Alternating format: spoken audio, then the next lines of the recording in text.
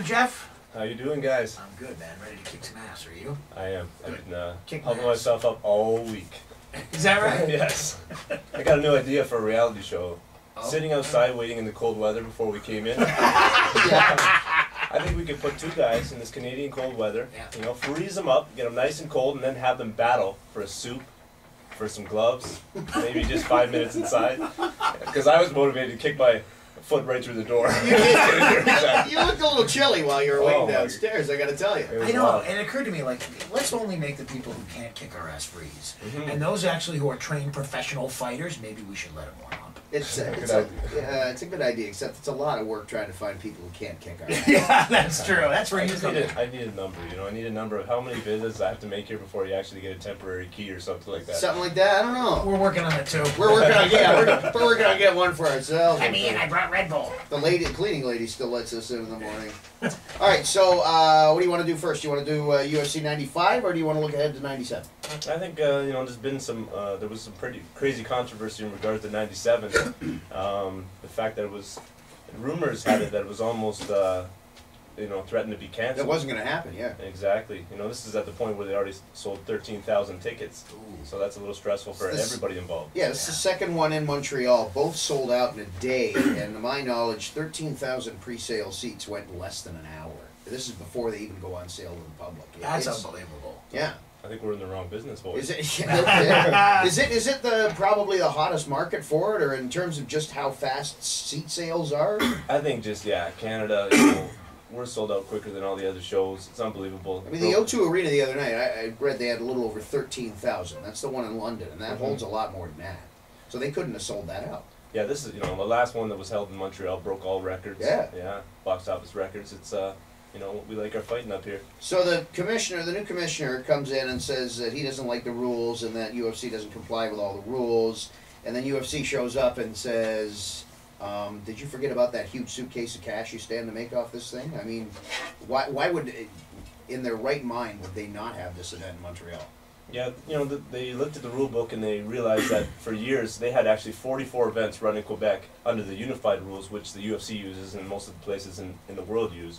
But they realized the rules were a little different in the actual book, so they were going to follow by that and make some adjustments. And that being, you know, a smaller cage, which is 25 feet. The UFC uses 32. They were not going to allow knee and elbow strikes, which would not be good. Right. And the referee, this is the one that kind of worried me the most, would have to stop the fight. If a fighter gets knocked down, stop the fight and see if he's okay, and then continue, which pretty much takes the MMA out of it. That sucks all the momentum and really kind of sacrifices the extremity. Exactly. Right? Don't forget that other rule, too. If you're going to grease up, you can't use Vaseline. You have to use poutine gravy. The Canadian way. I would have won that fight, but I got a little cheese curd in my eye.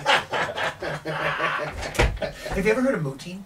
I haven't. What is it? It's mashed potato. Oh yeah, tell me, what is the Jeff Joslin diet? I mean, when you're working out, when you're training, what's your diet like? Pretty boring. You know, chicken breast, Rice, followed by another chicken breast, yeah, and then a salad, and then protein powder, and then I sneak in the closet with a big chocolate bar, and then try to puke. Sweet love to it. All right, check this thing out. Here's my pre. Tell me how anti-training this is, Jeff. It's 2:30 in the morning. I'm on Queen Street, and I go, ooh, bright lights. What's in here? Walk in, mashed potato poutine. Watch me now. 3 meatballs covered in lard, fat, cheese gravy, cheese curds and gravy. Mashed potato poutine with 3 meatballs. I think I saw that on the website. You were wearing the Valentine's thing, right? You eating it? Remember the thing with the wings? You were outside. That was No, I wasn't eating poutine. No, that was definitely him in an adult diaper. I might have had some stuffed in the diaper. That's my pre. So, is there any sort of routine that could actually get rid of the mashed potato poutine binder that I do to myself every Friday night? It's funny because once you start eating a little bit more healthy, it just becomes, you actually feel better, you feel great, but it's bypassing that first moment where you you know, you're always craving that stuff. And I get the same way, you know, when I'm getting back in shape, it's like, man, I want to eat everything. Yeah. Can you not use the word bypass, please, as a verb? Way disgusting way. How long do you figure it would take you to get him in shape? Oh, come on. Actually, I mean, if he committed to himself, diet and everything else, because I know you do a lot of training and stuff as well. I have a couple of propositions for you guys. My conditioning coach is willing to do a biggest loser competition. If anybody in the station wants to lose some weight, We'll have a little contest, make it fun. Bring it on. Yes, all right. I was going to see if you're up for that. I'm up for it. And I also have another challenge on my part. That would be his job, my training coach. But my job is I want to train you guys. I want to give you some private lessons. We can do some videos. I can train you guys one-on-one. And if you guys want to grapple each other one day at my studio, you're welcome to go one-on-one against each other. He's been wanting to kick me in the ass. You can even grapple with me, and we'll see who can get tackled the least. Okay, Gary, you grapple with him. Done.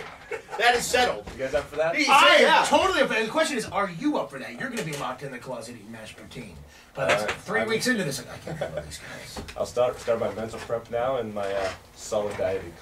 Where do we go to the? I know the websites. We mention it every time, but let's have them again in case anybody is interested in training with you. Let's get in good shape and get ripped up. It's MMARip.com, a phenomenal conditioning circuit anybody can do. You have an online training website with me. It's master-mma.com, where you guys can learn right at home mixed martial arts techniques.